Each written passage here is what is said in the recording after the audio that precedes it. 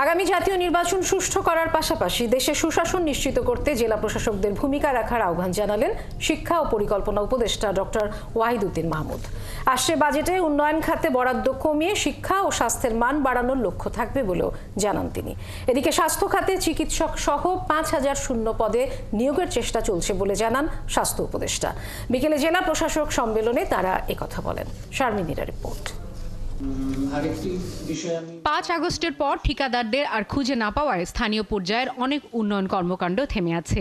সে বিষয়ে ব্যবস্থা নেওয়ার পাশাপাশি জানুয়ারি থেকে শুরু হওয়া অবকাঠামোগত কার্যক্রমে নজরদারি চালাতে জেলা প্রশাসকদের নির্দেশ দেন পরিকল্পনা ও শিক্ষা মন্ত্রণালয়ের দায়িত্বে থাকা উপদেষ্টা। বিভিন্ন ধরনের যে জনহিতকর প্রকল্প এগুলো যাতে বাস্তবায়ন বিঘ্নিত না হয়। 3 দিনের জেলা প্রশাসক সম্মেলনের নিজ মন্ত্রণালয়ের আলোচনা শেষে তিনি বলেন, আসছে বাজেটে উন্নয়ন খাতের চাইতে শিক্ষা ও স্বাস্থ্য খাতের মান বাড়াতে বেশি বরাদ্দ থাকবে। অবকাঠামো তৈরি করে খালি পড়ে থাকা বা মানসম্মত শিক্ষা না দেওয়ার থেকে বরং অবকাঠামোর কিছু ঘাটতি থাকলেও যাতে শিক্ষার মান উন্নত হয়। সুষ্ঠু নির্বাচন আয়োজনের পাশাপাশি সুশাসন নিশ্চিত করাও বর্তমান সরকারের লক্ষ্য, যা পূরণে জেলা প্রশাসকদের সহায়তা চাওয়ার কথাও জানান তিনি। তাদের সামনে একটা নির্বাচন আসছে এবং সেই নির্বাচনকে কি করে সুষ্ঠু করা যায়, আমাদের সরকারের তো প্রধান কাজ হলো সবাই দাবি দেওয়া মেটানো না, বরং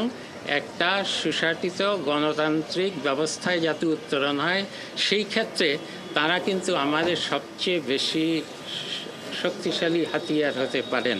এদিকে স্বাস্থ্য মন্ত্রণালয় সংক্রান্ত আলোচনায় জেলায় জেলায় হাসপাতালগুলোতে সেবার কার্যক্রম বাড়ানোর তাগিদ দেওয়া হয়। যেগুলো স্থানীয় পর্যায়ে সম্ভব সেগুলো স্থানীয়, যেগুলো কেন্দ্রীয় পর্যায়ে, যেগুলো পাবলিক সার্ভিস কমিশন, পদের প্রকারভেদে প্রত্যেকটি ক্ষেত্রে আসলে শূন্য পদ পূরণ আমাদের একটি অগ্রাধিকার আমরা মনে করি। এমন যে ক্ষেত্রে প্রয়োজনীয় পদ সৃজন করা প্রয়োজন, যেমন চিকিৎসকের পদ সৃজন করা প্রয়োজন, অন্যান্য ক্ষেত্রে শূন্য পদ হচ্ছে অগ্রাধিকার।